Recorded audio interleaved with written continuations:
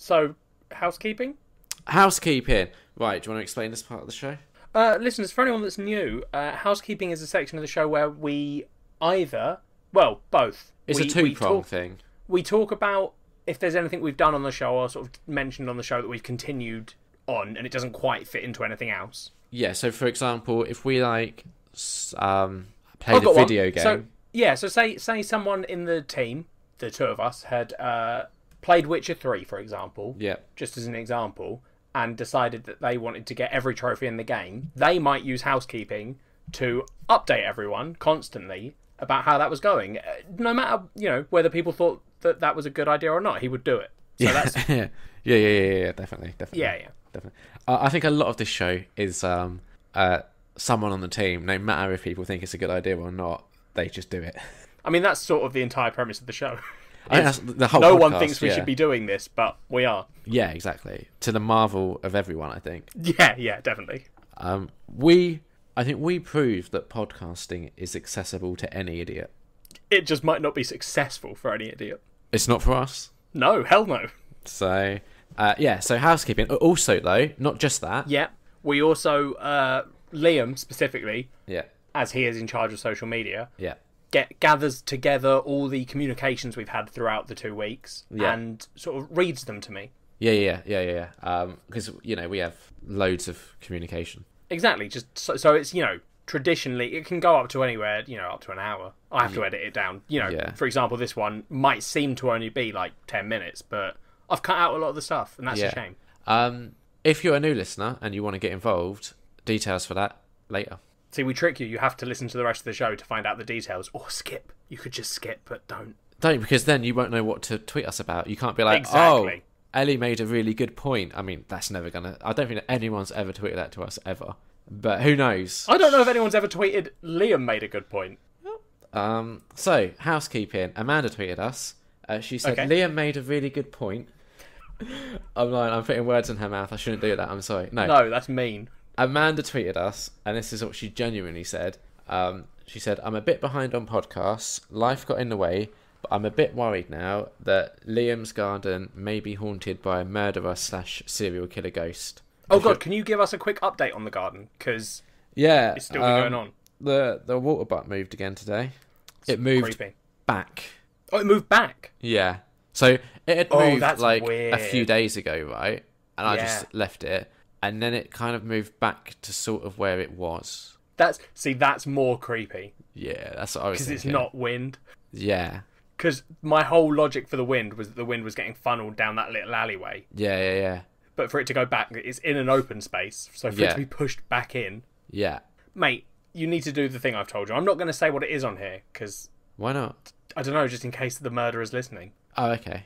Yeah. So, it's creepy... But equally, I'm finding if I just ignore it, I don't really think about it too much. No, but you've got to do something, because if it is someone who's like canvassing the house? Yeah, I don't really know what to do. Do my idea, so at least you know. All right, I'll do that then. Okay. Then Amanda followed up with, also, Ellie may not have wanted to hear Liam's top 10 films of 2017, but that's exactly what I was wanting to hear. So, Liam Underwood giving the listeners exactly what they want. Just want to make that clear. Amanda goes on to say, and please do give us your top 20 new to you in the next episode, Liam.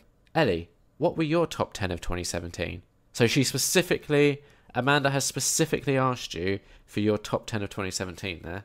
Cool. I'm ready. Go on then. No, you're going first. Okay, cool. I'll go first. So my top 20 new to me. I can hear in the background you typing a lot. Oh no, I'm playing a game, sorry. Oh, okay, cool. For anyone that isn't aware, my top 20 new to me, what that means is these are movies that I hadn't seen prior to the year 2017. Sorry, I've got to watch an advert to carry on the game. What game is it?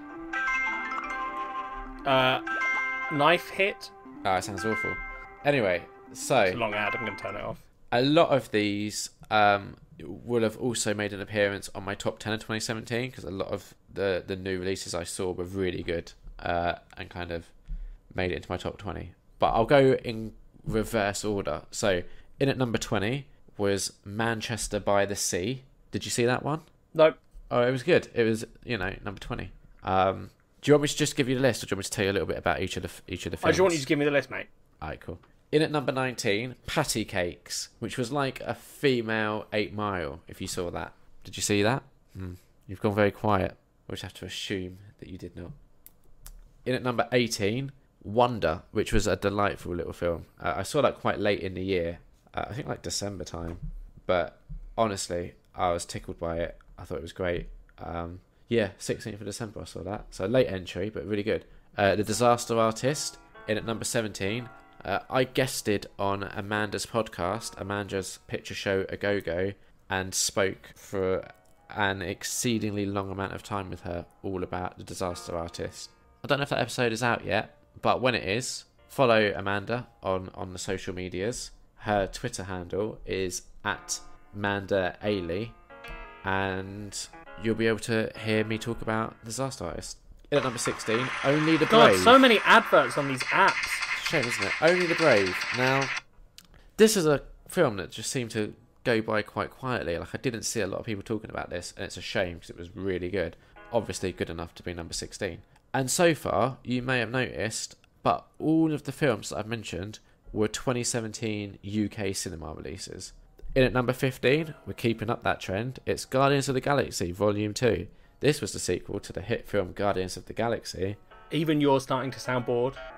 It's because I'm just talking to myself here. I'm getting no feedback, no interjection. It's just me. Yeah, I'm playing lines. Don't care. So yeah, Guardians of the Galaxy Volume 2. Not as good as the first one, but still good enough to be number 15. At number 14, wasn't a new release. It was a classic that I say classic. It was a modernish classic that I probably should have seen by now, but I hadn't because it's like 3 hours long. But I watched Heat, which is like an action movie with Al Pacino and Robert De Niro in it. Have you seen Heat? No. Came out in 1995. So there you go. I've heard of it. That was number 14. In at number 13, now this really is classic cinema, The Kid, which is a Charlie Chaplin film, as a silent film. I'd never seen a single Charlie Chaplin film before. This was my first one. I've seen clips. It was utterly delightful. I really enjoyed it. At number 12, The Big Sick. Good film. It's a film you've seen. I saw it as well. Yeah, just a lot of these films were just like wonderful and delightful and endearing. So that seems to be what I was all about in 2017. I wish you were being like that by just reading out the names of the films. Nah. At number 11, I saw Bone Tomahawk. Have you seen that? You don't need to ask me if I've seen them all. Yeah, but this one I genuinely You're managing to drag this section out into like 10 minutes. I genuinely want to know if you've seen Bone Tomahawk. What's it? Which one is that? It came out in 2015 and it has Kurt Russell in it. I don't think I have. I would recommend. I think you would really like it. Like, genuinely. Okay. So you should definitely check that out. Now, Amanda, who has requested this whole part of the show... I wonder if there's a point where Amanda will listen to this and regret requesting it. Well, she can tweet us. I've got a feeling it might be when you say, shall I just read out the titles? And I say yes, and then you don't do that. I've got a feeling... She can tweet us and let us know. I think Amanda would struggle with some of the gore in Bone Tomahawk, but otherwise I think she'd really like it. Number 10, this was another classic film that I hadn't seen before. It came out in 1967, and it's The Graduate. Little old Dustin Hoffman in that, acting. It's one of those like coming-of-age films, and you know how I feel about my coming-of-age films. New listeners might not, but that's a shame for them. So, we're into the top 10 now. That was number 10. Number 9, Hacksaw Ridge. Hacksaw Ridge was good. Really enjoyed that. Andrew Garfield. The first like half of it, you kind of think, I don't know if I like this. And then the last half, you're like, fucking hell, that was amazing. In at number 8, this is a film you've seen. Logan. It's a good film. Which, yeah, I thought it was good as well. It was number 8. It was like Wolverine finally done right. In at number 7, another one I think you've seen, Dunkirk. It's a good film. Yeah, I liked it. It was in at number 7, so obviously. At number 6, we guested on another podcast to talk about this film. We guested on Atlantic Screen Connection. Can you guess what the film is? Is it Kong Skull Island? It is indeed. This is just a waste of time, this whole section. I'm just going to move on. Why? The fact that it's in your top 10 is just ridiculous. It's nearly in the top 5. It's number 6. That's honestly stupid. It's such a good film. Honestly, I enjoyed Amanda, it so much. You wanted to hear his top 20 because you think as most people do, that Liam is sort of this movie guy, and he's not. Because Kong Skull Island is in his top 10. Yeah, and it's super fun. I'm going to get a drink from across the room. Fault. I'm so disgusted with you. You didn't like... If you can't find I've taken my headphones out. I can't hear what you're saying. That's fine. We can all just talk about what a pissy little bitch Ellie's being right now. Oh, I'm not getting my own way, so I'm going to have a sulk. In at number 5, Thor Ragnarok. I was just tickled pink by how funny this film was. Taika Waititi is fantastic, and I hope that they give him like Thor 4, which is going to be a real hard one to like market. Like 4-4. I don't know how you'd even do that. You'd have to give it like a subtitle like Thor Ragnarok, because they didn't Move on. Thor 3, did they? Did you see Thor Ragnarok? Yeah. What do you think? Good film. Move on. What do you think they should call the 4th one though? Move on. The more I say it, 4-4. If you carry on, I'm gonna just move on with the show. Alright, now after saying Thor 4 load, in at number 4th place, this is a film that's on Netflix. It has Mark Duplass in it and Sarah Paulson. It's sort of mumblecore-y. Came out in 2016. It's called Blue Jay. I think you should watch it, Ellie. Okay, I will. I really do. It's so good. It's sort of mumblecore, but like it's, you know how we did Your Sister's Sister, where it was like mumblecore with a budget. Yeah. It's another one like that.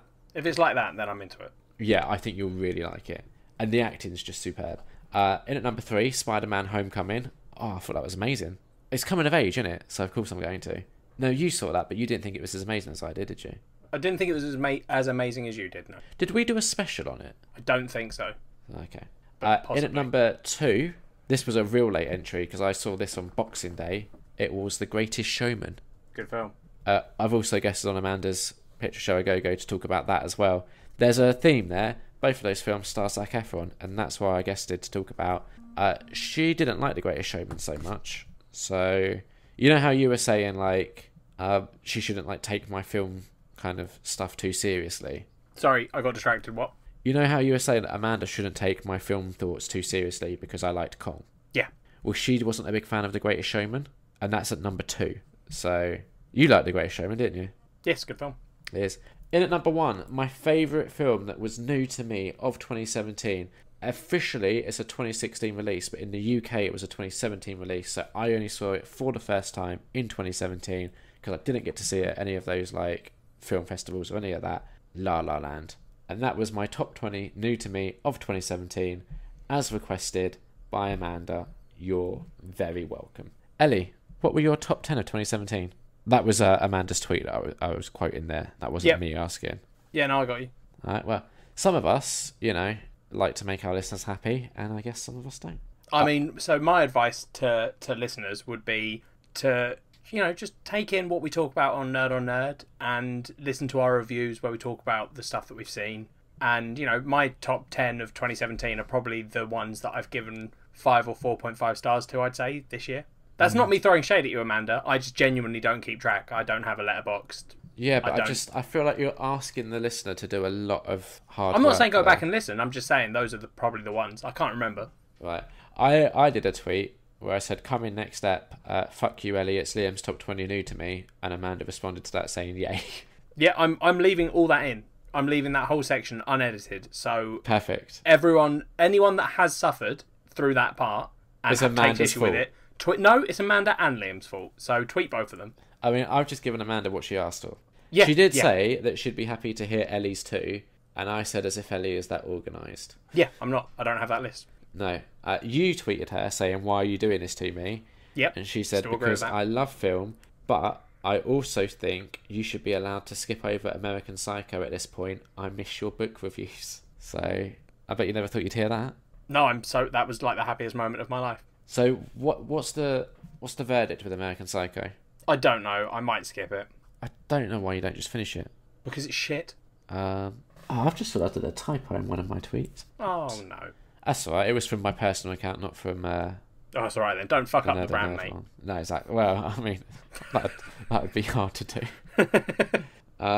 She also tweeted saying that she's inspired to maybe start a similar list now, especially since she sees tons of older films every year and she's all about those revivals on the big screen. So that's when I tweeted a typo at her. That was it for the housekeeping. Oh, I know what we should have done. What? Amanda, in the future, you can record with Liam a rundown of your two's top list of the year, and then we can put that into the Nerd on Nerd show, because then I don't have to listen to it. Well, no, I think you should be there having to listen to it as well. No, I just won't. But I think I'll be honest, I couldn't tell you most of the films you told me were in your top 20. Yeah, that's fine. I didn't listen. But I think Amanda would enjoy having you there while we discuss this. I'd listen to Amanda's, because exactly. I'm interested in Amanda's film opinion. I'm just not interested in yours, because I know yours is broken. That's fine. That's it for housekeeping. Yay!